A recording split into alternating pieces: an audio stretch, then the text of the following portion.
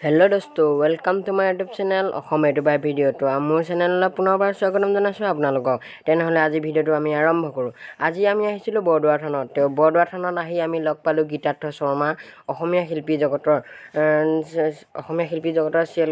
মূৰ মিনতি তৰা হয় চিৰিয়েলখনত অভিনয় কৰি থকা গীতাৰ্থ শৰ্মাৰ লগত আমি কিছু কথা পাতিম।